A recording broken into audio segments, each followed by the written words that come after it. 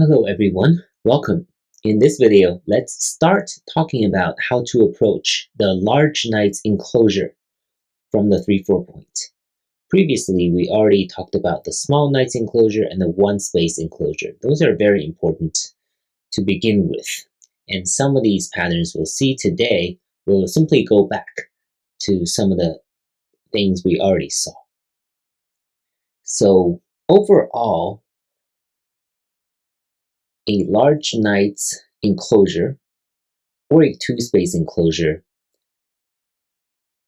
is different from a small knight's enclosure or a one-space enclosure conceptually, because a large knight's enclosure mostly avoids the danger or the problem of being over-concentrated, right? So this is, in essence, a two-space extension, right? As we mentioned before, in previous videos, a small knight's enclosure or one space enclosure, that's a one space extension. That's a little bit small.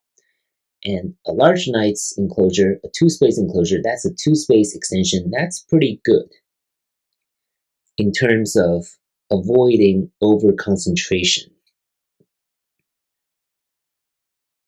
But the downside, as we'll see, is that you're a little farther from the corner, right? So it's not as strong a grasp on the corner as you would like, but only slightly weaker. Still, it's not wise, right, for white in this situation to try to come inside, right? As we'll see, this actually goes back to the start point.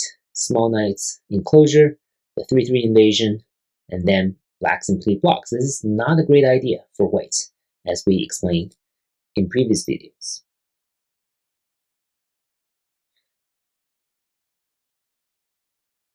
Similarly, playing here on the second line, never a good idea, right? Black only needs to play on top in the situation, right? Things like this, again, just doesn't really work, right? So what should whites do to approach black? The best move, once again, is this attachment. It gets a little complicated, and we'll save this for the next couple of videos. In this video, we'll just talk about some other so-called situational moves. They're situational because they are not optimal for white in this given moment when the board is pretty empty in the beginning of the game. But sometime down the line, if you really need it, you can still play it, right? So it's more acceptable than playing on inside or on the second line. These are not great moves, right? Another not great move is this attachment, right? Because if you play here, now black can simply extend, and black is not over concentrated. Whereas if we have, say, a small knight's enclosure with this attachment, if white plays here, then these three stones are over concentrated, right? They're kind of sticking with each other. Whereas here, this large knight's move, now a small knight's move, is a pretty good move, right? This is a pretty nice, strong pattern that is not over concentrated. So of course, the idea of over concentration is a pretty advanced concept, I think. If you're a beginner, this is definitely not going to lose you the game if you're a little bit over concentrated in corner. If you're a Q player, this probably won't matter, right? Because your game will be decided by life and death that you or your opponent didn't see, or some capture race, crazy capture race, or some other mistakes down the lines, right? It's not going to be decided by this. But the whole point of this channel, of course, is to teach you these concepts. And hopefully, once you get to a pretty high level, I'd say mid-dan or even high-dan level, you'll be able to appreciate and see the differences in games. That's when the concept of over-concentration will make a lot of difference. But still, it's a useful thing to keep in mind, right? If your opponent is being over-concentrated, of course, usually that means your opponent has a lot of territory, a lot of points.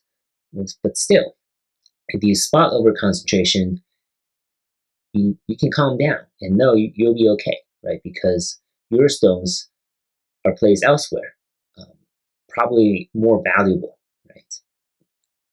So that's my aside on over concentration, right? So from these patterns, we should be able to appreciate the fine differences between over concentration and not over concentrated.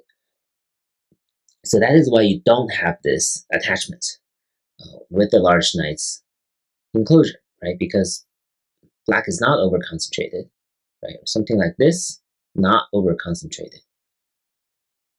So that's not viable.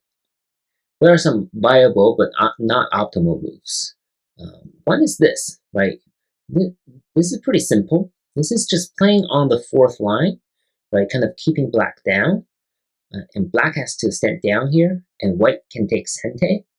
The problem, of course, with beginners and Q players is that you usually cannot use these three white stones very well on the outside, right? So that could be a problem, whereas you've already kind of solidified your opponent's corner territory here, right? So maybe not a great way for a lot of amateur players to play, but it does exist, right? Playing on top, never a problem. Taking sente, getting sente, never a problem. If, say, black wants to take these two stones, you can let him have it, right? It's already very small, right? So what's interesting about these Josekis, as we saw in this video just now and in the past couple of videos, is that a lot of these stones that white um, place on the board to challenge the enclosure are throwaway stones. They're not important at all, right? So hopefully these videos give you a better sense of when to sacrifice and which stones are okay to sacrifice. Actually, a lot of stones are okay to sacrifice, right? And a lot of mistakes we see with amateur play is that these throwaway stones, or stones that should be sacrificed, are not sacrificed and are instead developed into huge groups that cannot make two eyes very easily, right? So whenever you're under attack, whenever you get killed, like a whole group gets killed, you need to go back and see whether those stones, when they're just one or two or three stones, whether you could have just sacrificed them, right? A lot of sacrifices, and it does not lose you the game. It's actually pretty good, right? For black to spend two moves here to capture this for white, right? White is happy to give it away, right? And similarly, that is why black cannot cut here. You might be thinking cutting here is a very harsh move because white cannot kill this stone. It doesn't really work for white, right? Yeah, it just doesn't work for white. Like, white will die in this race to capture. But what's interesting is that white can get to this Atari on the second line, which already benefits a lot for the end game, right? And then white can actually just give up these two stones. And black has used 8 stones, essentially, to surround these two, which only had 6 liberties, right? And now white can play another move around here, actually. This cut doesn't work for black, and this is really small, right? This only solidifies white's pattern. So if this is something like this, white sacrificed 2 stones, but this is actually great for white. This is really great for white, right? That's why you do not have number 6. Seems like a harsh move, but it's only killing these throwaway stones that are essentially useless, right? And the challenge, of course, is that after these patterns, how do you make use of these throwaway stones that are kind of short on liberties, they're kind of weak, and that really depends on what happens elsewhere on the board, right? So that's a little bit difficult for a lot of amateur players. But 1, 3, 5, totally viable for white, but might be a little more advanced. What about some of these other moves, right? Shoulder hits, right? This is like a universal move against the stone on third line, right? So when black plays here, this is no longer over concentrated, right? So this is going to be slightly better, right, than the small knight's enclosure with the shoulder hit. and the response on the fourth line. And this really depends, right, on what white wants to accomplish on the left side and toward the center. Right? So this is not a move that's particular to the corner, to this enclosure, but it's a move that might work in some situations. Similarly, you might have this, right? These attachments are pretty common these days. Attachment against the stone on the third line. So these are all potentially okay, depending on the situation. And what's more interesting, I think, is this attachment on the fourth line. Right? This is kind of playing on top, right? Putting some pressure on this enclosing stone. And let's see what can happen.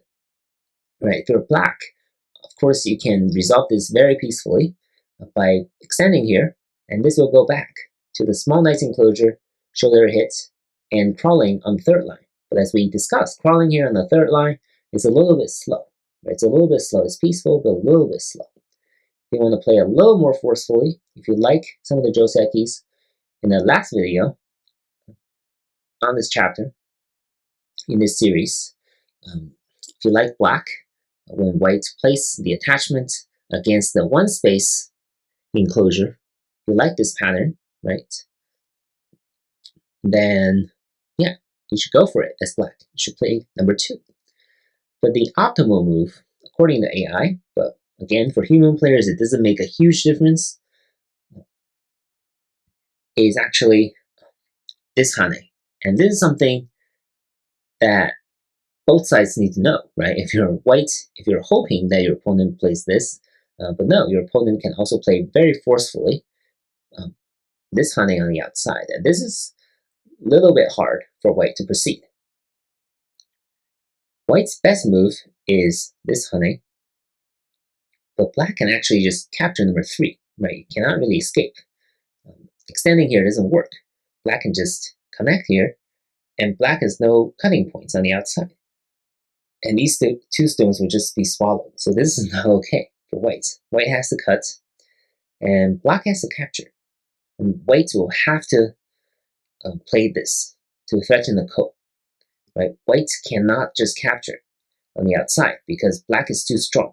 Black is simply too strong on the outside. So even if white can capture this stone, still not great for white in this particular situation. You might be thinking Panuki on the outside, but black's shape is also very, very strong, and black gets sente in this situation. So this actually favors black. So white will have to try to trigger the ko.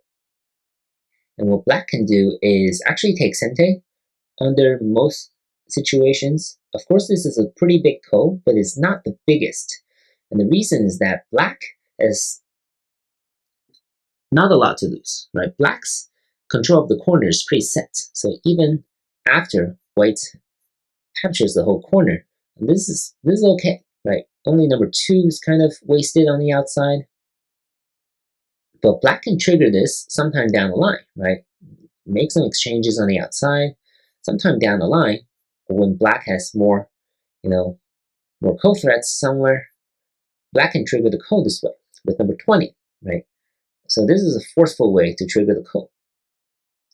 White, of course, cannot connect here. Black can connect, and white will still be disconnected, right? 2 groups. So white will have to play here. And once again, if white wins the ko, then number 20 is not completely wasted, right? The corner is still secure, but white's shape, of course, is very strong. And if black wins, then again, black is very, very strong. And number 1 and 5 are also pretty much wasted, right? Shouldn't be saved. So this is how big the ko is. Another note, of course, is that when black triggers the ko, it should be this Atari on the 3rd line, and not this, right? If you play here, it seems pretty nice, right? The double Atari, but if you lose, then number 10 is at a much worse position, right, than right here on the 3rd line, right? So that's the difference. That's something to watch out for when you're triggering this ko. And that's part of the reason why you should not play. You should be a little careful when you play at number 1, knowing that this could be the consequence. Because you're really not threatening the corner territory, black's settlement on the corner, right? It's just this ko on the outside. So not super interesting. But what about number 3, right? This seems like a pretty nice move, right? This seems like if black plays here, then you might be able to press black down. But black actually has more forceful moves, and that is right here. And white is just a little bit short on liberties, right? This is a 4-on-2 situation. If white connects, then black will get into the 3-3 point. So once again, the corner is settled. But black might be in 2 pieces, and white is in 1.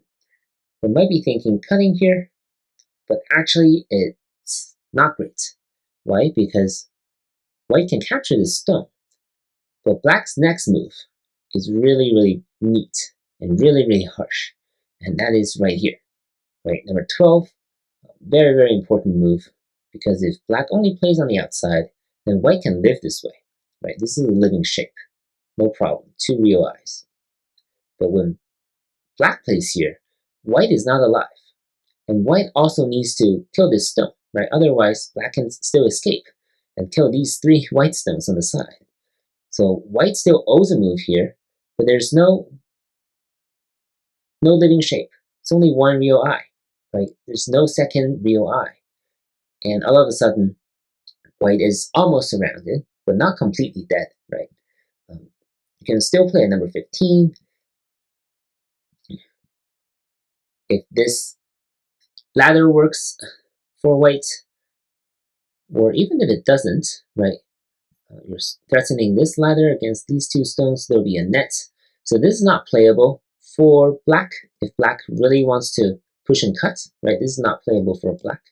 But black can just keep playing and keep attacking this white group, because this white group is not settled, right? So this is actually not playable for white, as long as black knows when to stop, right? Black needs to be a little careful.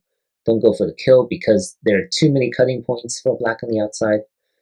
But this is actually not very playable for white, right? If you just connect here.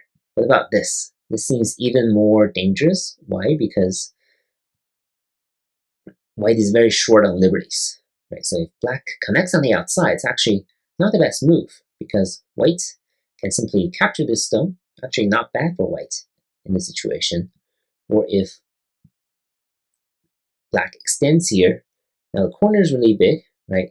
If it's something like this, again, not bad for white. And if black plays here, then white should come into the corner like this. And if black captures, then white captures the corner pretty comfortably, right? So this is actually not bad for white. Well, there are some other potential moves. Maybe this. This, once again, is an interesting move, I would say. Even if something like this, yeah, I think white can still be satisfied with this shape. Yeah. So not the best, number 8. And if we want to really keep white's liberties tight, this hane at number 8 is actually the move. So white needs to be really careful. What do? Do you capture number 8 this way? This will be disastrous. We press to the second line, right? Even if you live, right? Of course, you can live this way. 3 points, not acceptable, right? If you only live 2 or 3 points, it's always, always, always going to be bad. It's never good, even if you live, right? So you have to try to break out this way. So can black play this? Not really, because white can kill the corner and threaten to get on the 4th line here, right? So maybe don't sacrifice this stone yet. Cannot sacrifice number 2, right? This is not how Go is played. This shape is simply too strong, right? Number 2 can never be sacrificed. And now white pushes out. Does black keep playing the Atari moves? Not really. You just have a little too many, right? Too many of these cutting points. And white might use it in some ways sometime down the line. So black can actually just extend, right? If you extend, white cannot come in because black can still escape here, right? So this is not viable for white. White can just capture on the outside, and black still gets the corner. So if it's this way, then this is going to be good for black because black gets the corner. Black is on the fourth line, on the upper side, on the fourth line, on the left side, and white only has a Panuki that is actually very limited, right? Its potential is severely limited by number 14 and number 12. So this is going to be very good, I think, for black. And that is why, once again, number 1 is actually quite an adventure if your opponent knows, as black, how to respond in the situation, right? So I think that's the main takeaway, that's the main lesson for this video, I think. If you're an advanced player, and that is number 1, is viable in some situations, but it is an adventure if your opponent plays here in number 2. Right? So it could be a headache, I think, for white. And I would not want to be in any of these situations myself. It's just not, I don't feel I'm doing anything to black's corner. Of course, winning the ko would be nice, but that's, 2 more moves away. Or if it's something like this, I wouldn't even try this as white, honestly. If your opponent knows exactly how to play this, I mean, getting the corner territory, getting potential on the 2 sides, and white only gets Sente, which is good, and a little Panuki, but still not great. So that is why number 1 is not really recommended. It's only situational, not optimal, and that is why this attachment is the best move. And we'll save that discussion for the next video. Thank you for watching.